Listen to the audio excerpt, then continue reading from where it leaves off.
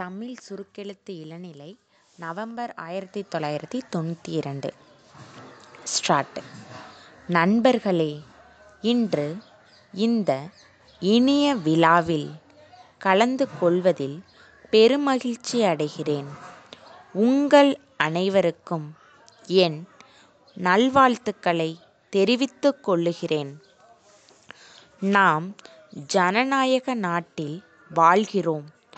ஜாதி மத பேதமில்லாமல் நாம் அனைவரும் ஒற்றுமையுடனும் விட்டு கொடுக்கும் மனப்பான்மையுடனும் நடந்து கொள்ள வேண்டும். அப்பொழுதுதான் நமது நாடு சிறந்த முறையில் முன்னேற்றம் அடையும் என்பதை தெரிவித்துக் கொள்ளுகிறேன். தற்போது நமது நாட்டின் பொருளாதாரத்தில் தேக்க நிலை ஏற்பட்டுள்ளதை நீங்கள் அனைவரும் நன்கு அறிவீர்கள். இதை சரிக்கட்ட நாட்டு மக்கள் எல்லோரும் அவரவர் கடமைகளை சரிவர செய்ய வேண்டும்.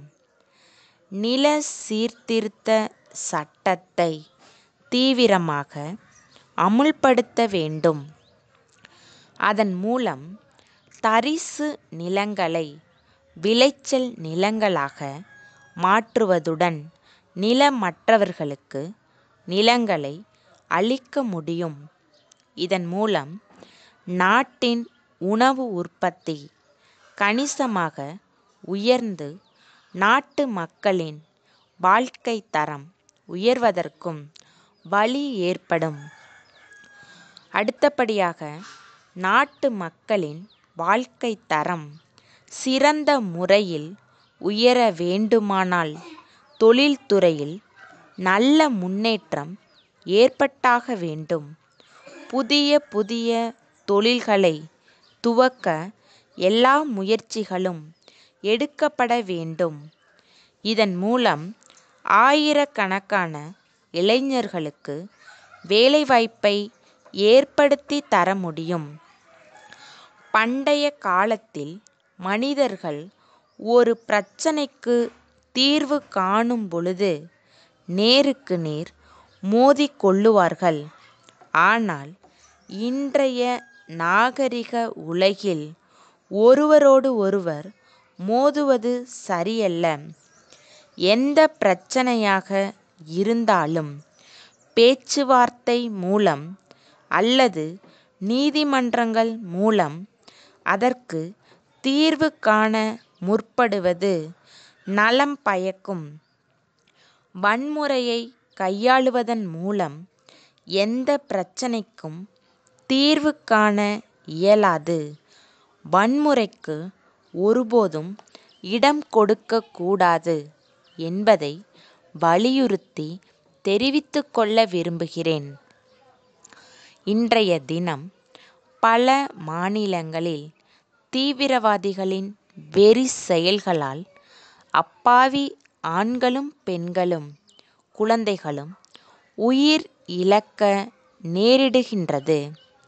இது போன்ற சம்பவங்கள் தினம் தினம் நடந்து வருகின்றன.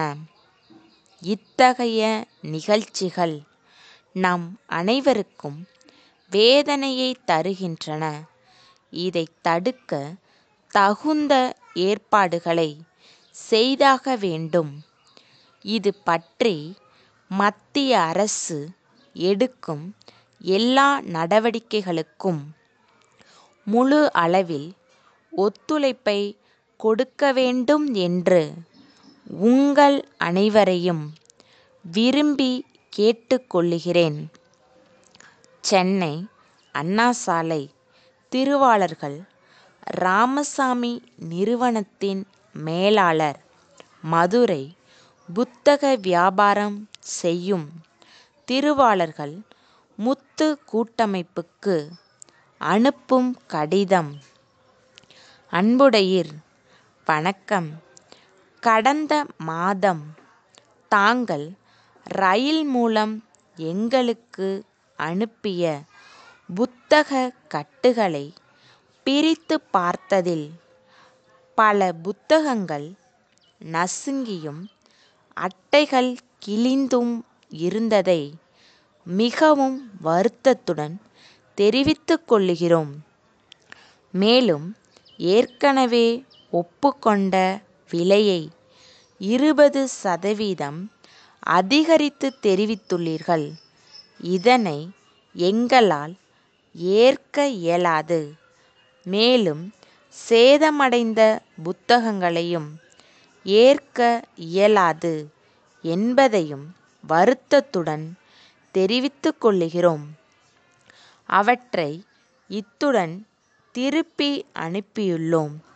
அவற்றிற்கு பதிலாக நல்ல நிலையிலுள்ள புதிய புத்தகங்களையும் ஏற்கனவே தங்களால் ஒப்புக்கொள்ளப்பட்ட விலைக்கான பட்டியலையும் உடன் அனுப்பி வைக்கும்படி கேட்டுக்கொள்கிறோம். தங்கள் நம்பிக்கையுள்ள